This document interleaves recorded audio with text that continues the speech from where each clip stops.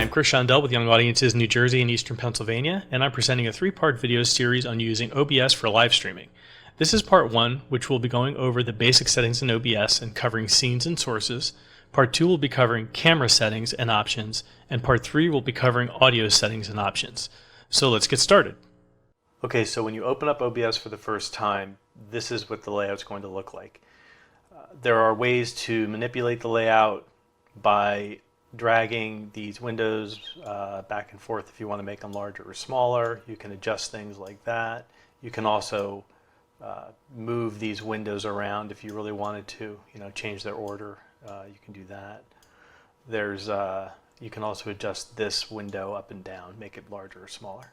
Most of the settings are in the File menu at the top left corner of the screen, so you go to File, Settings. Under General, you can pretty much leave all these alone. They're settings you can adjust if you'd like for instance, showing a confirmation dialog when you start and stop a stream. That might be useful to you. I generally haven't really changed any of these settings. Under Stream, this is where you would make changes to connect to our Vimeo service. So here you would want to go to, under Service, you'd need to go to Show All because Vimeo doesn't show up in the standard list. So go to Show All and then scroll down to Vimeo at the bottom. And just leave the server at default because there's no other choice. And this is where you would paste in your stream key that we would provide for you. So for the time being, obviously, I'm just going to leave it blank. I'm going to click Apply. Under Output, there are lots of settings in here. I think it defaults to Simple. You can leave it at Simple, but I would switch it to Advanced because it gives you more control. And a couple things that you're going to want to do is leave this on the H.264 encoder.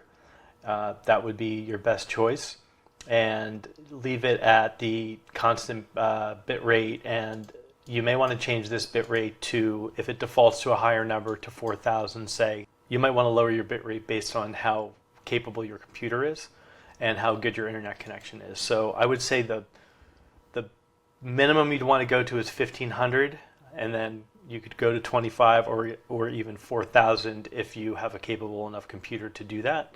So you might want to test those settings. And under here, under the quality settings, there are a bunch of different options here. You're going to get the best performance out of something between quality and performance.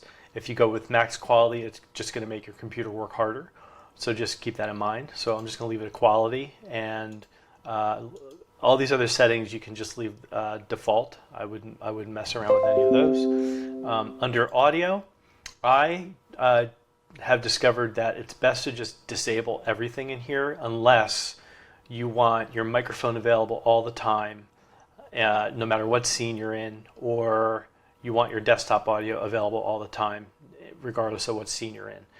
In my case, and in the case of building scenes for a program, I think you have a lot more control of being able to just add audio to each scene depending on what you need to add. So I would go with that route instead of adding it in here, because when you add it in here, it sets it up as a default profile that will enable that audio to play regardless of what scene is being displayed. So just keep that in mind.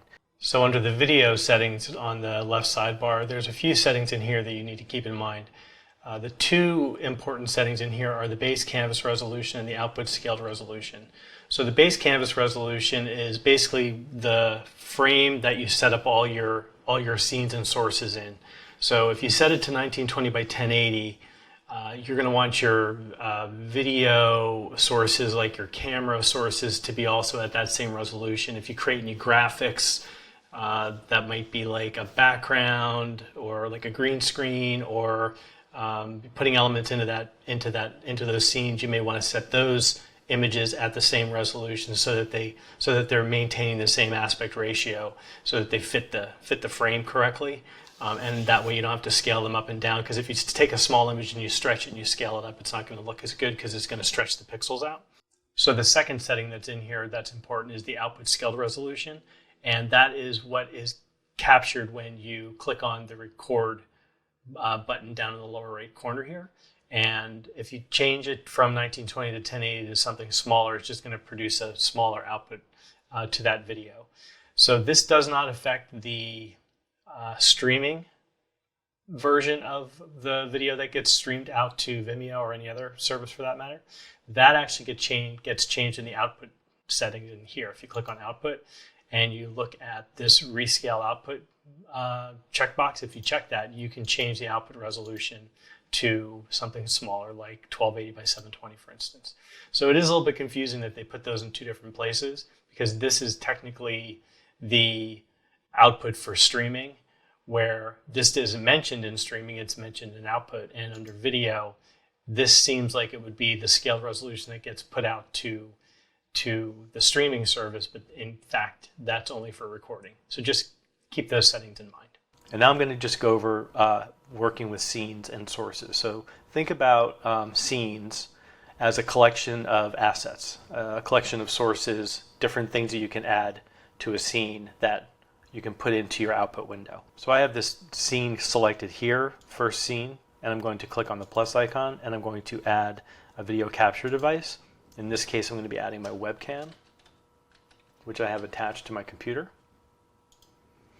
And you'll see that it added the webcam into the window, but it's considerably smaller than the frame size of my output window. That's because my frame size is set to 1920 by 1080, but the default size of the resolution of coming out of the camera is much smaller than that. So what I want to do is I want to change this field right here that says resolution FPS type. I want to go to custom, and I want to change that second box from what it was set at to 1920 by 1080, and you'll see now that pops me into the entire screen and it fills up the whole screen. So that's what I want. And I would just leave this at 30 frames per second, because this matches the frame rate that you set in the global settings, so you can just leave that alone. I'm going to click OK. So now that I'm in the frame here, I can do a few things with this. I could leave it the way it is, or say for instance I wanted to add another element to it. I could drag this down and put it in another location on the screen if I wanted to, and just move it around. And now I decided I want to add background video. I want to play a video while this other video, my webcam, is on top. So I'm going to go ahead and click the plus icon again, and I'm going to add a media source here. And we'll just leave it at media source, but you could rename it if you wanted to. And now it'll ask you to browse, so you have to browse for a file on your computer. So in my case, I think I have something set up in my videos folder. I'm going to add this video here, and I'm going to leave all the other settings the way they are. I think they're fine. I'm going to add that in. So now this video happens to be 1280 by 720, so it's a smaller frame rate, or a smaller frame size, I should say, and which is fine. If I wanted to, I could take it and I could drag it out and put it in full frame, but I'm just going to leave it small for now. And you'll see that there's like an overlap that occurs here, and the reason that there's an overlap is because that media source was added on top of this other source, which is my webcam. So if I wanted to change the layers, I would just simply click on the source item that I want to move, and I click on it and drag it below the other item, and now that puts that on top of the other one. So you could see basically things are just stacked in layers, and if you want to move them around, it's easy to move them around. You can even use these arrows down below. So if I wanted to move that media source up, I click highlight it and then click boom, and then that changes the layer order. So now the only thing with media sources that you should be aware of is excuse me, that I can't hear the media source. Okay, I can see that there is something happening here. It's bumping, meaning that it's broadcasting, because anything in this window that's showing that it's moving here is broadcasting. So what I need to do is I need to figure out a way to monitor that audio source so I can hear it if that's something I desire to do. So on the media source, on the level gauge that you see here all the way to the right, there's a gear. So click on that gear and go to Advanced Audio Properties. And then you'll see that the media source shows up here and the webcam. And under media source, I want to change this audio monitoring to monitor and output, just like that. Okay, and then click close. So now the video stopped playing because there's no other scene, and in order to get the video to play again, I have to add another scene and then switch back to it. So I'm going to go ahead and add a scene, and I'm just going to call it scene 2, and I'm going to go ahead and add another capture device, and because I've already added the webcam prior, it's in this list below, so I'm going to go click add existing webcam and click OK. So that puts me into the second scene. So now I've got 2 scenes. I've got the first scene that's got a video and a webcam, and I've got the second scene that's got a webcam.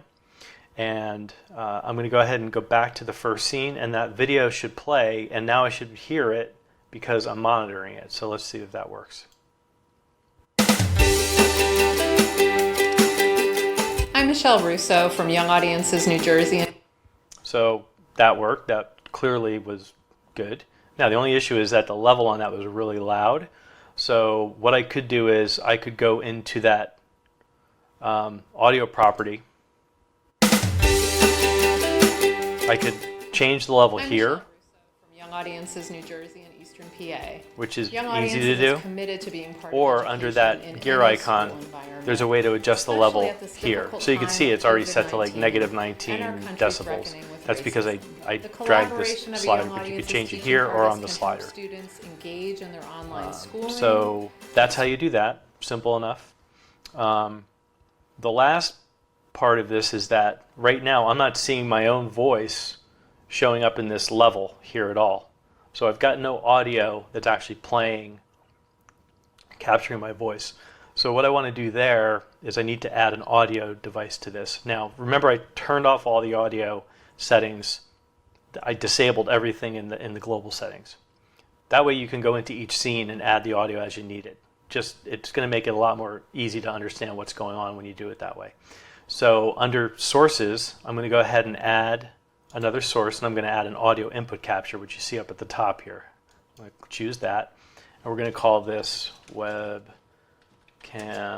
mic, and click OK.